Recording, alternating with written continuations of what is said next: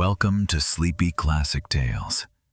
Tonight, you are listening to a calm, continuous retelling of The Shot from the Pulpit by Conrad Ferdinand Meyer, first published in 1877. It is a story about guilt, desire, and a single moment in which one decision is enough to overturn an entire life. We find ourselves in a small village nestled between mountains and forest. It is a place where everyone knows everyone else, where rumors travel faster than people, and where the pastor is not only a spiritual guide, but a moral authority. From his pulpit, he speaks every Sunday to the congregation, and his words are regarded as binding, almost unquestionable. Yet behind this pulpit lies more than piety. The pastor is a man with a past he has carefully concealed. He carries a guilt no one knows about, and a passion he barely dares to admit even to himself. For he desires a young woman from the village, clearly, directly, without evasion. It is desire that must not exist, neither morally nor socially. And yet, it is there. The young woman is beautiful, confident, full of life. She knows the effect she has, and she is not alone. A hunter from the village openly courts her, a man of strength, pride, and assured presence. Between him and the pastor, a tension arises that remains unspoken, but everyone feels it. It is jealousy, clear and unmistakable. No hint, no mystery. Both men want the same woman. The pastor tries to restrain himself. He tells himself his feelings are merely a test. But every encounter, every glance sharpens the inner conflict. While he preaches morality from the pulpit, he is torn apart inwardly by the contradiction between office and desire. The hunter, for his part, senses that something is wrong. He feels watched, judged, perhaps even challenged. The tension between the two men grows, quietly, steadily. No open words, no argument. Not yet. And then comes the day when the pastor climbs the pulpit as usual. The church is full, the congregation listens, but within him, nothing is calm anymore. His thoughts circle, not around God or forgiveness, but around the woman, the hunter, and the question of how far a person can go before no longer recognizing himself. What happens on this day will change everything. After the service, the pastor leaves the church with a composed step. No one notices how much effort it takes him to maintain this calm. His face is controlled, his words friendly, almost mild. Yet inside him, everything is in constant motion. The sermon he delivered was about guilt and temptation. Many nodded. Some felt personally addressed. No one suspects how personal every single word truly was. Outside the church, he sees her. The young woman stands in the sunlight, laughing, speaking with other villagers. Her laughter is bright, free, without calculation. It strikes him like a blow. He knows he should avert his gaze, and does not. In this moment, he realizes that his self-control has become fragile. The hunter steps up to her. Casually, he places a hand on her arm, a gesture that makes clear he is claiming her. Not aggressive, not provocative, simply self-evident. The pastor sees it clearly, and something inside him hardens. Later, at the edge of the village, the two men encounter each other. By chance, one might say, but neither believes in coincidence. The hunter greets him briefly, not hostile, his posture upright and confident. He knows he is being seen, and he knows by whom. A short exchange follows, polite, unremarkable, and yet between every sentence lies something unspoken. The pastor senses that the hunter suspects more than he admits. Perhaps not everything, but enough. In the days that follow, this tension intensifies. The young woman is seen more often, here, there, repeatedly with the hunter, and repeatedly under the pastor's gaze. He begins to look for pretexts to meet her.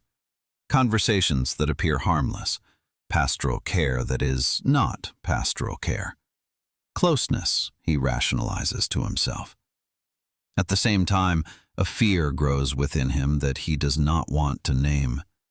The fear of losing control. Not only over his office, but over himself. For he knows he wants more than he is entitled to, and that this desire is dangerous. The hunter, meanwhile, grows restless. He feels the looks, the coldness behind the pastor's friendliness. Something is wrong, and he begins to ask himself how far this man might go if truly challenged. Nothing has happened yet, but both men know this situation cannot remain as it is. Summer settles heavily over the village. The days are long, the nights warm, and with each week the air seems more tense. What stands unspoken between the pastor and the hunter becomes harder for both to endure. The pastor begins to sleep poorly.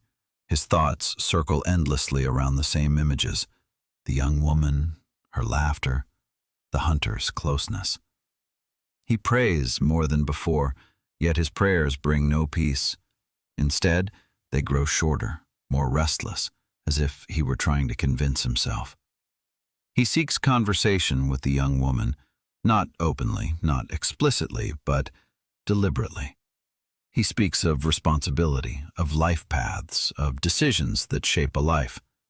She listens politely, attentively, but she does not appear intimidated or uncertain. On the contrary, she seems to know the effect she has on him. When the hunter learns of this, restraint comes to an end. He confronts the pastor. No public argument, no scene. The encounter takes place away from the village, near the edge of the forest. The words are short, hard, clear. The hunter demands that the pastor hold back, that he know what is proper and what is not. The pastor listens. He does not contradict him, but inside something burns. Not only jealousy, but humiliation. The hunter speaks to him not as a subordinate, not as a believer, but as an equal man. And this strikes him deeper than he expects. In the days that follow, the pastor's sermons grow sharper. His words become more urgent, almost threatening. He speaks of sin, of arrogance, of divine punishment. Some in the congregation are unsettled. Others feel addressed. The hunter hears these sermons and recognizes himself in them, or at least believes he does. The young woman senses the change. She feels that something is escalating, even if no one speaks of it openly. Her lightness fades. The looks in the village change. People whisper. They observe. And the pastor realizes that he has crossed a line. He no longer has only thoughts. He has intentions. They are still unspoken, still unformed, but they are there. A resolve begins to take shape within him. No clear plan, but a direction. And this direction is dangerous.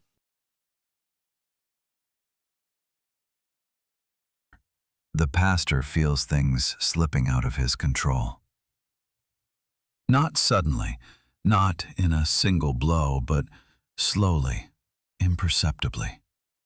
Each day brings new unrest. Each encounter sharpens what can no longer be undone. The hunter does not avoid him.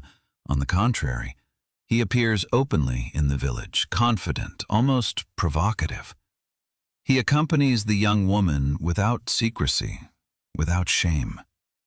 This is what hurts the pastor most, because it makes clear how much he himself lives in inner concealment, forced into disguise, into lies, into constant control. The sermons grow even more pointed. The pastor now speaks openly of false morality, of people who place their desires above divine law. Some in the church feel uncomfortable, others lower their gaze. The hunter sits upright and listens to every word. He knows these sermons are meant for him. And he also knows that the pastor is no longer merely warning. He is judging. A second encounter occurs between the two men. This time, the tone is sharper. The hunter speaks of respect, of boundaries, of the right to live freely. The pastor responds coolly, almost condescendingly. He speaks of responsibility, of order, of higher standards. Not a word about the woman. And yet, she is present in every sentence. In this confrontation, something becomes clear to the pastor. He has no power over the hunter, not as a man, and perhaps no longer as a pastor either. This realization burns. It strikes at his self-image, his role, his belief in himself. That night he lies awake. He no longer thinks in words, no longer in prayers. His thoughts have become hard, almost sober. He sees the pulpit before him, the gaze into the church, the silence that awaits him. And he understands that precisely there, in that place, everything could be decided. The next morning he makes a preparation. No open action, no visible step, but inwardly, the decision has been made. He tells himself he is acting to prevent something worse, that he is intervening to preserve order, that he is in the right. But deep within him, he knows. What he is planning has nothing to do with faith anymore, and nothing to do with justice. Sunday arrives faster than the pastor expects. The church fills, as always. The villagers take their seats, familiar with the ritual, confident that this service will be no different from the many before it. No one suspects that this day will change everything. The pastor climbs the steps to the pulpit. His face is calm, his posture composed. There is no uncertainty in his voice. He begins the sermon as usual, speaking of order, of responsibility, of the narrow line between duty and temptation. The congregation listens attentively. The hunter sits among the listeners. He feels the pastor's gaze upon him, even if he does not see it directly. The words strike him, not because they are new, but because this time they feel different, sharper, more personal. Then it happens. In the middle of the sermon, the pastor raises his hand. For a moment, the congregation believes he wishes to emphasize a thought. Instead, he draws a pistol. No hasty movement, no panic, a calm, controlled motion. A shot is fired. The bang echoes through the church, rebounds from the walls, triggers screams. People jump up, some instinctively duck. The hunter collapses. Blood stains the floor on which prayers had just been spoken. The pastor remains standing. He lowers the weapon. His face is pale but calm. For a moment there is complete silence. Then chaos. Voices, cries, movement. No one knows what to do. The pastor says nothing. He descends slowly from the pulpit. He does not resist when he is seized.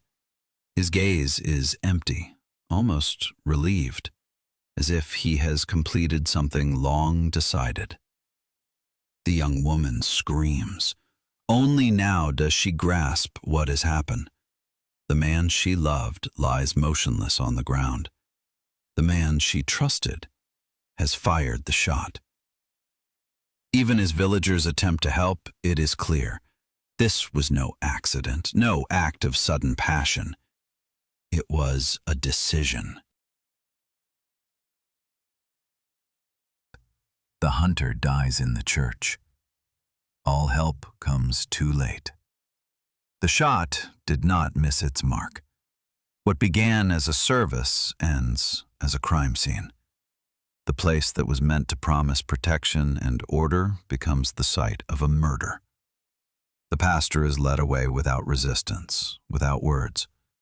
His congregation watches him go, unable to comprehend what they have just witnessed.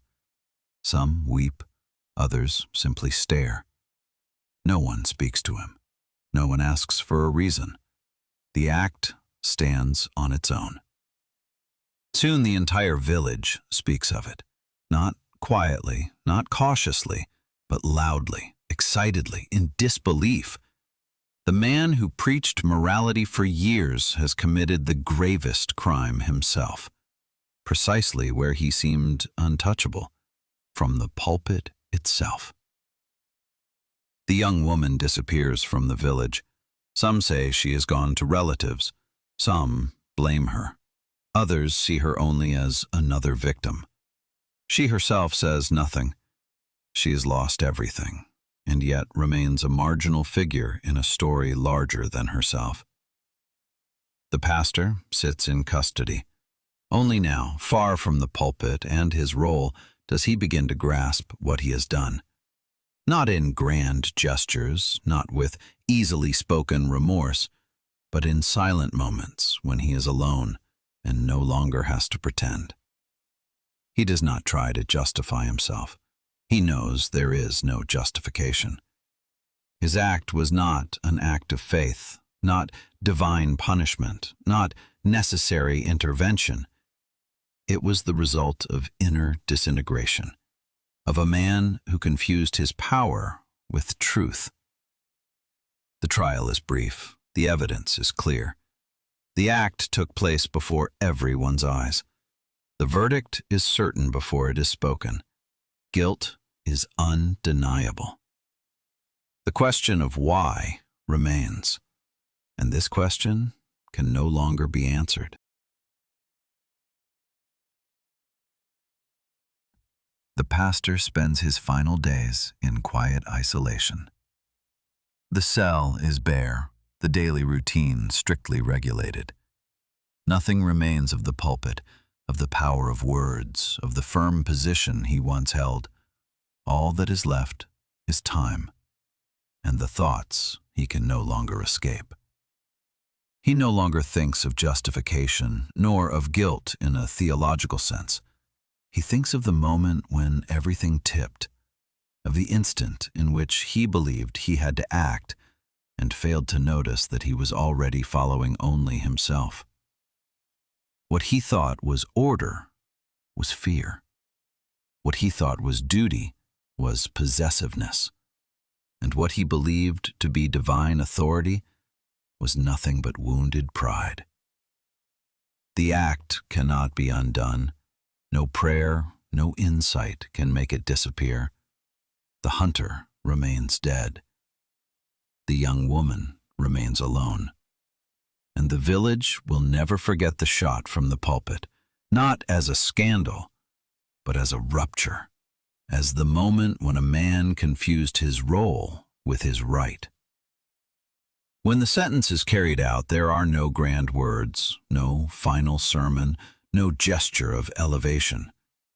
The pastor goes in silence, just as he lived in the end, without escape, without mask, without office.